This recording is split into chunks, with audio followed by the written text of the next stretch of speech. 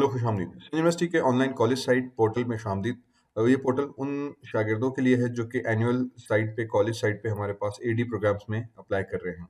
आज इस ट्यूटोरियल में हम देखेंगे कि एनुअल कॉलेज साइट के जो प्रोग्राम्स हैं, AD arts, AD science, AD commerce, वो बच्चे अपने एग्जाम फॉर्म अपने पोर्टल पे कैसे भर सकते हैं। तो अगर आप इस प्रोग्राम में अप्लाई कर रहे हैं, ऑलरेडी कॉलेज से रजिस्टर्ड है, तो आपका अब एग्जाम फॉर्म का फीचर इनेबल कर दिया गया है। और वो फॉर्म कैसे भरते हैं वो थोड़ा सा क्विकली इस ट्यूटोरियल में हम देखेंगे। मेरा नाम डॉक्टर ज़ीशान भट्टी है और अगर आप इस चैनल पे पहली दफ़ा आएँ तो don't forget to subscribe this channel, ताकि आगे इस ट्यूटोरियल और इस तरह के और ट्यूटोरियल्स और इसके बारे में और इस पोर्टल के बारे में और बाकी चीज़ों के बारे में आपको इन्फॉर्मेशन जो है वो रेगुलरली मिलती रहे। तो हिट दैट बेल आइकॉन और लीव योर कमेंट्स अगर कोई चीज़ आपको समझ में नहीं आ रही तो आई विल अपडेट यू। अगर आप यहाँ पर आए हैं तो आपका ऑलरेडी अकाउंट और सिस्टम में आपके इन्फॉर्मेशन एंटर कर दी गई होगी। तो आपने इस पोर्टल पर आके अपना CNIC और पासवर्ड देकर लॉगिन करना है। ठीक है। जो ही लॉगिन करेंगे तो इससे पहले आपके पास सिर्फ उसमें जो बेसिक इन्फॉर्मेशन थी हमारे पास वो अवेलेबल थी, जैसे कि डाउनलोड चालान, एनरोलमेंट चालान, रजिस्ट्रेशन लेटर। अब यहाँ पे एक हमारे पास एग्जाम फॉर्म का बटन भी इनेबल आपके पास नजर आ रहा होगा। ठीक है, वो एग्जाम फॉर्म आ गया होगा। इस एग्जाम फॉर्म को भरने का थोड़ा सा तरीकेकार देख लेते हैं। इससे पहले आपने चालान अपलोड कर दिया होगा। अगर अभी तक आपने फीस पे की हुई है लेकिन चालान अपलोड नहीं किया, तो बराए करम अपने इस पोर्टल पे जाके अपना पेड चालान यहाँ पे अपलोड कर दें। इसी तरीके से यहाँ पर आके आप अपना प्रोफाइल भी एडिट कर सकते हैं अगर उसमें कोई चीज़ें मिस्टेक की हुई हैं तो। उसके बाद जो ही आप एग्जाम फॉर्म पे क्लिक करेंगे तो आपका एग्जाम फॉर्म इनेबल हो जाएगा और वो ओपन हो जाएगा। ओपन होने के बाद आपकी बेसिक डिटेल्स यहाँ पे ऑलरेडी फिल्ड मौजूद होंगी, जैसे आपका CNIC, name, father name, caste, ये चीज़ें आप तब्दील नहीं कर सकते।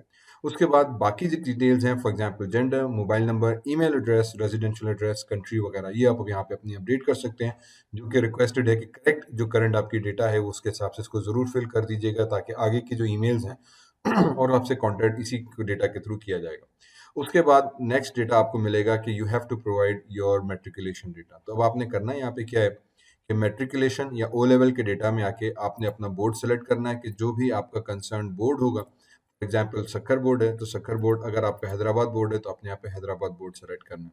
उसके बाद ईयर ऑफ पासिंग, जिस साल आपने उसमें इसके आपको सर्टिफिकेट मिला है पासिंग का, आपका ग्रुप कौन सा है वो सेलेक्ट करेंगे। आपके कितने मार्क्स आए थे उसमें, टोटल मार्क्स आपके बोर्ड के अंदर कितने थे, अगेन ये आपकी मार्कशीट्स के अंदर लिखे हुए होंगे डेटा, और आपका जो सीट नंबर था वो आपने यहाँ पे प्रोवाइड करना है। दूसरा इंटरमीडिएट, ये फील्ड भी यहाँ पे ऑलरेडी लिखी हुई है, आपको अपना सिर्फ बोर्ड सेलेक्ट करना है। तो जो आपका इंटर का बोर्ड था वो बोर्ड आपने यहाँ पे सेलेक्ट करना है। अगर हैदराबाद बोर्ड है तो आपने हैदराबाद बोर्ड सेलेक्ट करना है। अगर आपका उसके अलावा कोई दूसरा बोर्ड है तो जो भी आपका बोर्ड होगा वो यहाँ पे आपने सेलेक्ट करना है। ठीक। उसके बाद प्री इंजीनियरिंग, अगेन ईयर आपका प्री इंजीनियरिंग, प्री मेडिकल या जो भी आपका इंटर का प्रोग्राम था वो यहाँ पे सेलेक्ट करना है। आपके मार्क्स, इंटर की मार्कशीट में कितने आपने ऑब्टेन किए, टोटल मार्क्स आपके इंटर की मार्कशीट के अंदर कितने थे वो यहाँ पे एंटर करने हैं, और जो आपका सीट नंबर था वो आपने यहाँ पे डेटा देना है। उसके बाद यूं ही आएंगे तो आपको यहाँ पे आपका एनरोलमेंट ऑलरेडी बन चुका होगा, डिजिटल एनरोलमेंट कार्ड, उसका नंबर यहाँ पे ऑटोमेटिकली आ जाएगा। दिस इज अगेन आप इसको तब्दील नहीं कर सकते, ये सिस्टम से खुद ही आपका नंबर आ गया। अगर आप अदर बोर्ड्स में से हैं, जैसे हैदराबाद और मीरपुर खास के अलावा किसी दूसरे बोर्ड में है, तो आपको यहाँ पे एलिजिबिलिटी सर्टिफिकेट नंबर नजर आ रहा होगा, वो नंबर आपने यहाँ पे अपना एंटर करना है। अगर आप हैदराबाद बोर्ड के हैं तो ये नंबर आपको यहाँ पे नजर नहीं आएगा, या मीरपुर खास बोर्ड के लिए भी ये नंबर नहीं आएगा। उसके अलावा जितने भी तमाम दूसरे बोर्ड्स हैं उनके लिए एलिजिबिलिटी बनवाना लाजमी होती है, वो एलिजिबिलिटी नंबर आपका बन गया होगा, उसका नंबर यहाँ पे एंटर करना है। अगर आपने अभी तक एलिजिबिलिटी नहीं बनवाया तो अपने कॉलेज के थ्रू रब्ता करें और अपना एलिजिबिलिटी सर्टिफिकेट बनाएं, वरना आप एग्जाम फॉर्म नहीं फिल कर पाएंगे। एलिजिबिलिटी नंबर और ये डेटा देने के बाद जब आप नीचे आएंगे तो मेक श्योर कीजिएगा कि आप अपनी तस्वीर, जो लेटेस्ट आपकी वाइट बैकग्राउंड के साथ तस्वीर है, वो काइंडली इस पे अपलोड कर दीजिएगा। ये वही तस्वीर है जो आपकी आगे डेटा के अंदर, प्रोफाइल में, एग्जाम वगैरह के अंदर हमें इस्तेमाल की जाएगी।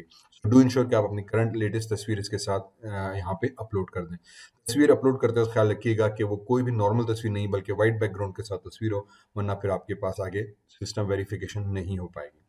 वंस आपने अपना बेसिक डेटा दे दिया, उसके बाद आ जाते हैं नीचे। ठीक है, जो ही आप पार्ट 1 सेलेक्ट करेंगे आपके पास नीचे एक लिस्ट आ जाएगी। इस लिस्ट के अंदर आपके पास दो कैटेगरी नजर आ रही हैं, कंपलसरी सब्जेक्ट्स की और इलेक्टिव सब्जेक्ट्स की। कंपलसरी सब्जेक्ट्स में आपको कम से कम 3 सब्जेक्ट सेलेक्ट करने हैं, डिपेंडिंग ऑन आपने कौन से प्रोग्राम के लिए अप्लाई किया हुआ है। ये इंस्ट्रक्शन जरूर पढ़िएगा। 3 सब्जेक्ट्स का मतलब ये कि आपको मिनिमम 3 सब्जेक्ट सेलेक्ट करने हैं। अगर आपने चौथा भी कर लिया तो एरर आ जाएगा, सिस्टम 3 से ज़्यादा यहाँ पे कंपलसरी में एक्सेप्ट नहीं करेगा, और 3 से कम भी किया तब भी सिस्टम आपका आगे नहीं बढ़ेगा। तो 3 सब्जेक्ट्स लिखा हुआ है, यहाँ पे बराए करम 3 सब्जेक्ट्स अपने जो आपके चॉइस के हिसाब से आप एग्ज़ाम देना चाह रहे हैं, वो आप सेलेक्ट कर सकते हैं। इसी के बाद इलेक्टिव्स में आ जाते हैं। इसी तरह से इलेक्टिव के अंदर भी आपको 3 सब्जेक्ट सेलेक्ट करने हैं। तो जैसे जियोग्राफी है, फिजियोलॉजी है। जियोग्राफी की जब आप सेलेक्ट करोगे तो उसकी थ्योरी और लैब दोनों ऑटोमेटिकली हो जाएंगे। इसी तरह से फिजियोलॉजी, फिजिकल एजुकेशन, जिस सब्जेक्ट की भी थ्योरी या लैब है वो ऑटोमेटिकली सेलेक्ट हो जाएगी। तो अब आपका काम ये है कि आपने 3 सब्जेक्ट्स आपने सेलेक्ट करने हैं। ठीक है, जो भी 3 सब्जेक्ट्स आप यहाँ पे सेलेक्ट करोगे, जो भी आपके चॉइस के सब्जेक्ट्स आप एग्जाम में देना चाह रहे हैं, जिसका आपने फॉर्म भरा हुआ है, आपने वो फिल करके क्लिक ऑन सेव करना है। ठीक है, जो ही आप सेव करोगे तो आपका एक फाइनल पीडीएफ उस पर्टिकुलर सब्जेक्ट्स के हिसाब से जनरेट होकर आ जाएगा। ठीक है, ये वो पीडीएफ है जो आपका भी डॉक्यूमेंट अवेलेबल हो गया। वंस ये डॉक्यूमेंट आपके पास आ जाता है, इस डॉक्यूमेंट को डाउनलोड करके अपने पास भी रखें और इसकी प्रिंट करा के आपने copy with these required documents college में जमा करानी है। जी हाँ, ये डॉक्यूमेंट्स डाउनलोड करने के बाद इस डॉक्यूमेंट को, इस एग्जाम फॉर्म को डाउनलोड करने के बाद प्रिंट करना है। प्रिंट करने के बाद जो रिक्वायर्ड डॉक्यूमेंट्स हैं, बाकी की डिटेल्स यहाँ पे भर के ये रिक्वायर्ड डॉक्यूमेंट्स के साथ आपने इसकी कॉपी कॉलेज में जमा करानी है अपनी सिग्नेचर्स के साथ। कॉलेज वाले ये डॉक्यूमेंट्स हमें एग्जामिनेशन कंट्रोलर ऑफिस को भेजेंगे। जब कंट्रोलर ऑफिस के पास डॉक्यूमेंट रिसीव होगा, वो आपके डॉक्यूमेंट्स को वेरीफाई करके आपका एग्जाम स्लिप जो है वो ऑनलाइन जनरेट करेंगे। आपकी एग्जाम स्लिप भी आपके इसी पोर्टल के ऊपर यहाँ पे एग्जाम स्लिप का एक आइकॉन आ जाएगा और वहां पे आप डाउनलोड कर सकते हैं। ठीक है, तो इस वक्त आप एग्जाम फॉर्म भरेंगे, जैसे ही कंट्रोलर एग्जामिनेशन आपकी एग्जाम स्लिप जनरेट करेगा तो वो एग्जाम स्लिप भी आप डायरेक्टली अपने पोर्टल से डाउनलोड कर सकते हैं। वो आपके पास यहाँ पे आइकॉन में आ जाएगा।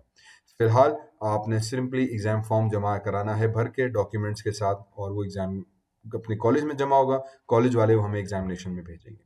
ठीक है, तो ये सिंपल सा एक प्रोसेस था जिसको आपने कंप्लीट करना है। Thank you very much.